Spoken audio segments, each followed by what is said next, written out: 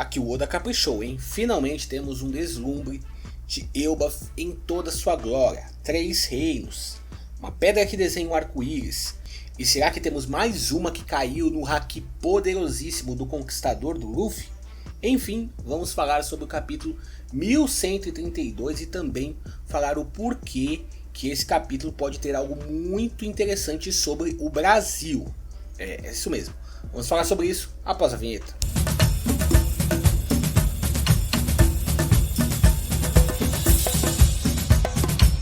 E aí pessoal, bem-vindos ao canal, Sondy aqui na voz, e antes de entrar no conteúdo desse vídeo, deixe seu like, se inscreva no canal, ative o sininho, assim vocês não perdem nenhum vídeo novo e bora pro conteúdo. Bom, na capa do capítulo vemos Yamato, Speed, Otama, que estão chegando em Udon, que está em reconstrução. Provavelmente, a pessoa que roubou a espada, e que deve ser também a que sequestrou as pessoas, esteja ali. Será algum prisioneiro? Bom, vamos ver para onde a história de capa que o Oda está criando vai nos levar. Agora, vamos ao conteúdo. O capítulo começa com Gwent Eric chegando em Elbaf. Um garoto, em especial, fica muito feliz com a chegada do barco dos gigantes. Esse é Colon, o mesmo garoto que vimos conversando com Shanks alguns capítulos atrás, lá no 1074, se não me engano. E existem muitos simbolismos nesse garoto aqui.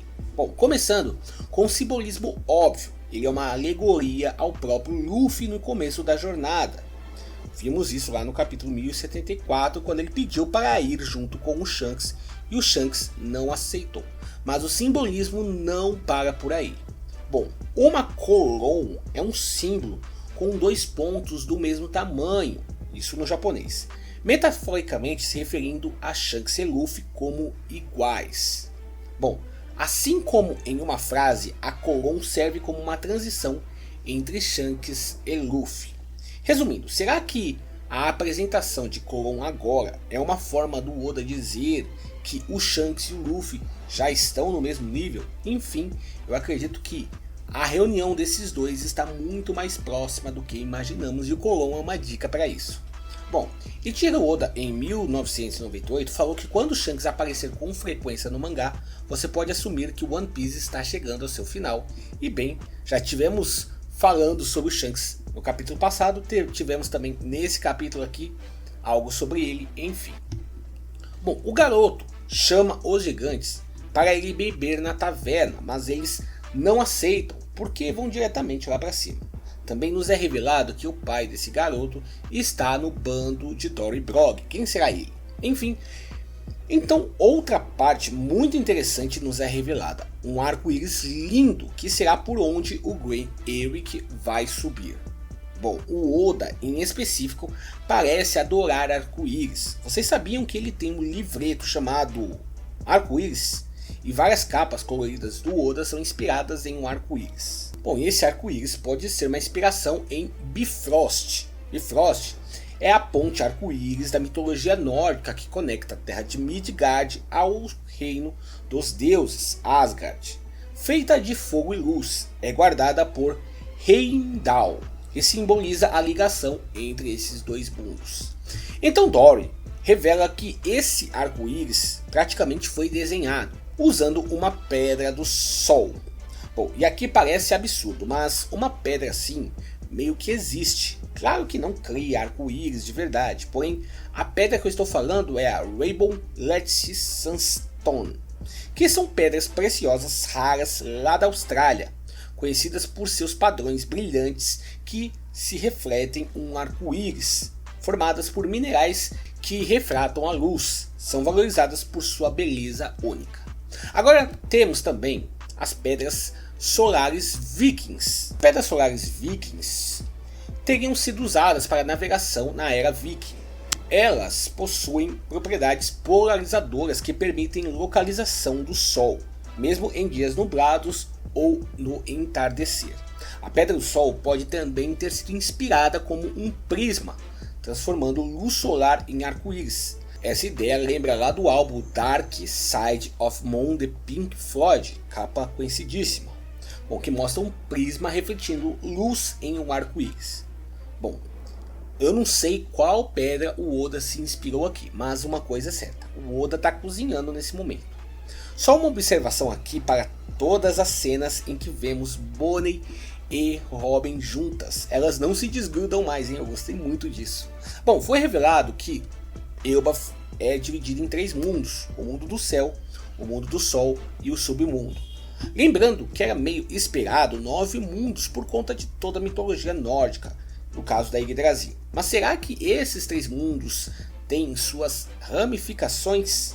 Vou explicar melhor. A ideia é que os 3 mundos, ou os reinos mencionados, sejam partes de um conceito maior, talvez relacionado a uma árvore cósmica ou uma divisão simbólica. Enfim, o reino do céu acredito que pode ser uma referência a Skypiea. Já o reino do sol pode ser uma referência ao mundo que conhecemos de One Piece. E já o submundo está aí, um mundo que ainda não vimos. Será que existe um submundo em One Piece? O mesmo lugar de origem de Imu-sama? Fica a pergunta. Bom, e é quase certo que a entrada certa para Skypiea é esse mundo celestial aí, o mundo do céu da Yggdrasil ou a Árvore Adão. Bom, na segunda parte do capítulo, vemos que Luffy saiu do submundo. Gerd e Goldberg reconhecem Luffy e claro, são muito mais amigáveis que o Road foi. Aliás, a cena de Gerd com Luffy na palma da mão se assemelha muito à cena de Shirahoshi com o próprio Luffy lá na Ilha dos Homens Peixes. Será que é só coincidência ou Oda está querendo nos dizer algo aqui? Bom, para muitos, mais uma vez o Luffy está usando o seu Haki do Conquistador para conquistar mais uma versão da Nami. Será? Bom, mas o que chama mais atenção aqui é quando Goldberg pergunta por que o Luffy estava lá no submundo, se ele tinha caído. E o Luffy fica em choque com essa pergunta. O Oda deixou em off o que o Luffy fez com o Loki, mas deve ter uma promessa entre eles. A pergunta que fica é: será que o Luffy já libertou o Loki? Ou eles têm uma promessa para que o Luffy o liberte ainda? Lembrando que o Luffy sempre gosta de cumprir suas promessas. Ele estava meio frustrado por não ter conseguido cumprir a promessa de salvar o Stella, o Vegapunk. Então certamente a próxima promessa que o Luffy fizesse, ele tentaria cumprir cabalmente. Bom, e aí pode vir a grande treta entre Luffy e os gigantes, ele querendo soltar o Loki e os gigantes tentando o impedir. Será que vai ser essa a questão? Bom, agora o Road ainda não desistiu de prender os Mugiwaras, mas o mesmo é pego em uma armadilha. E a Nami até brinca que nenhum animal cairia numa armadilha tão imbecil assim. Gerd e Goldberg atacam o Road, dando a ele uma lição. O que chama a atenção aqui é o golpe que a dupla Goldberg e Gerd fazem, lembrando muito o Hakoku de Dory e Brog. Inclusive eu tenho uma teoria sobre o porquê eles fizeram isso, e eu vou trazer essa teoria depois de um próximo vídeo para vocês. Mas essa teoria pode explicar o porquê os gigantes são considerados tão poderosos. Bom, lembra da silhueta do Loki entregando uma flor para Lola? Agora vamos aqui uma teoria. E se o rei de Elbaf tentou enganar a Big Mom? E aquele que vimos na silhueta não era o Loki, mas sim o Road. Apesar de sabermos que não dá para confiar em silhueta na questão do Oda, o Road se parece muito mais com a silhueta que foi mostrada do que o próprio Loki. Será que o rei de Elbaf tentou passar a perna em Big Mom? Bom, finalmente, no final do capítulo, temos os Chapéus de Palha se reunindo, algo que me chamou muito a atenção. Achei que o Oda ia demorar para juntá-los novamente, mas aconteceu logo no início do arco. E o capítulo termina com 2 partes em específico. Primeiro, Elbaf é mostrado em toda a sua glória. Aliás, que momento, que lugar maravilhoso. O Oda se superou aqui. É um dos mais belos world building já feitos pelo Oda. Vemos a reação de todos os Chapéus de Palha, mas em especial do Luffy e do Usopp, que tinham uma promessa de chegar ali. O interessante é esse foco que o Oda tem dado para o Usopp. Acho que é quase impossível que o Oda não dê o upgrade tão esperado para o Usopp aqui nesse arco.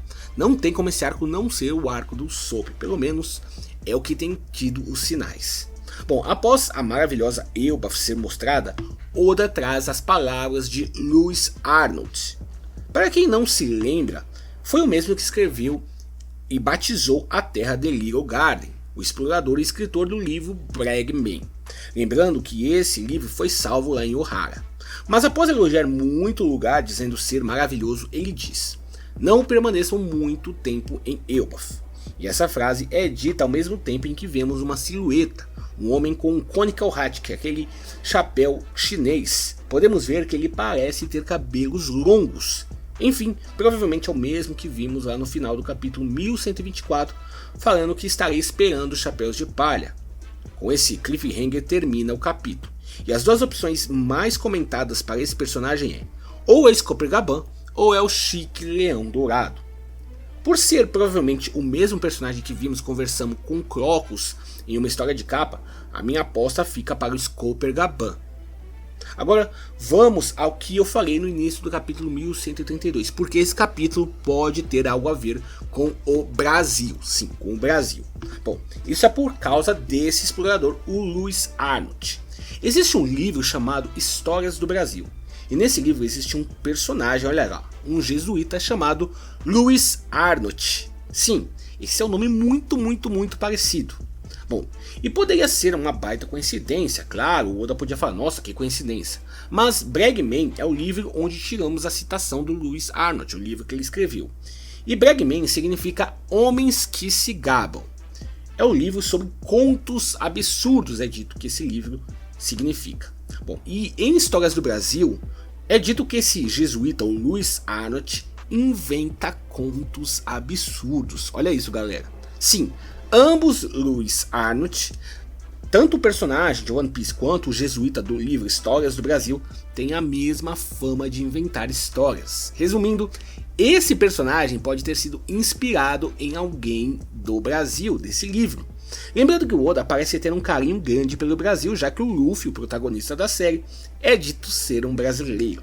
Bom, tem muitas teorias para falar, mas eu vou deixar para próximos vídeos. Lembrando que não teremos pausa após o capítulo 1132, ou seja, o 1133 já deve sair na próxima, vai sair na próxima semana, e nós já devemos ter dicas em breve, então fiquem ligados no canal. É isso.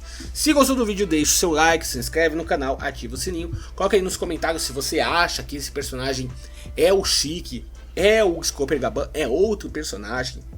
Enfim, deixe nos comentários. E se você acha que esse Lewis Arnott é realmente inspirado em um personagem brasileiro. Se gostou do vídeo, deixa o like, se inscreve no canal, ativa o sininho. Até a próxima. Valeu!